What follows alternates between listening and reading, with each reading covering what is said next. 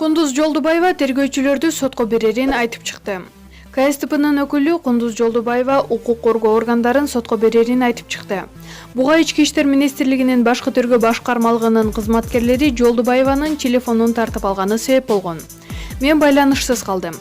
10 августтан 11 августка караган түнү Ички иштер министрлигинин башкы тергөө башкармалыгынын тергөөчүлөрү физикалык күч колдонуу менен телефонумду тартып алышты. Укук коргоо кызматкерлеринин бардык иш-аракеттери видеокамерага тартылып алынды.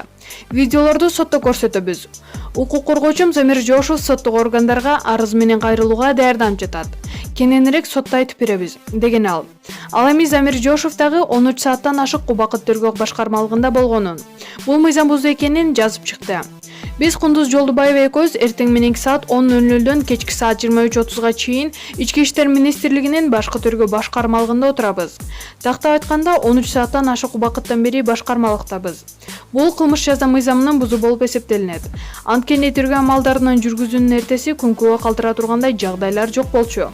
Кылмыш жаза кодексинин 190-беренесине ылайык күбө качышкан иликтөө иш-чаралары 8 сааттан ашык болбошу керек.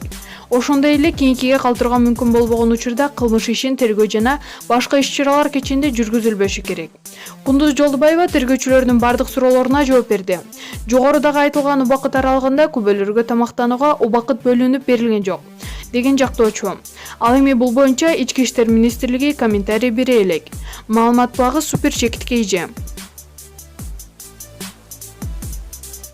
Алмазбек Атамбаевдин кой таштагы үйүнөн табылган курал-жарактардын тизмеси.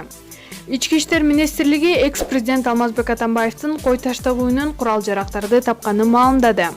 8 августта Ички иштер министрлигинин кызматкерлери Алмазбек Атамбаевди кармагандан кийин анын үйүнө кароо жүргүзгөн. Анда милиция кызматкерлери тарабынан куралдын бир нече түрү октор менен табылган. Драгунов снайпердик винтовкасы магазини менен, Симонов куралы, Капрал жана Тити тапанчасы, GM100 маркасындагы 2 тапанча, Сайга куралы, Тоз куралынан 2 дана, Фабарм, Золи жана Прогресс куралдары табылган. Жалпысынан 11 курал октор менен табылган. Мындан тышкары УКМКнын атайын даярдыктагы жоокерлеринен тартылып алынган 12 калибрүү резина октор менен 7 дана курал алынган. Азыркы тапта табылган курал-жарактар боюнча тийиштүү экспертизалар жүргүзүлүп жатат, деди басма сөз кызматынан. Маалымат багы Супер Чекит KG. Валентина Шевченко америкалык атаңдашын жеңип чемпиондук намын коргоп калды. UFC'нин жеңил салмактагы чемпиону Валентина Шевченко Уругвайда өткөн мелдеште жеңишке жетип чемпиондук курун сактап калды. Уругвайдын борбору Монтевидео шаарында UFC Fight Night 156 турниринде Шевченко америкалык мушкер Лиз Кармуш менен беттешти.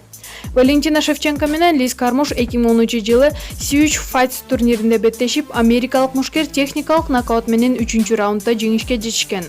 Бул Шевченконун мөөнөт номурда 1-чи утулушу болгон. Маалымат багы Супер Чекит KG.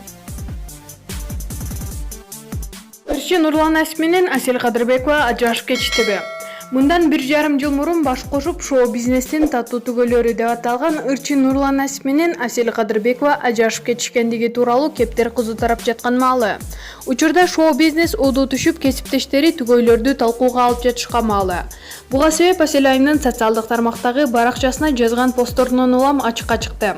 Ананда Асель айым өз төркүнүнө кетип, учурда апасынын үйүндө кызы менен күн кечирип жатканы бизге маалым болду.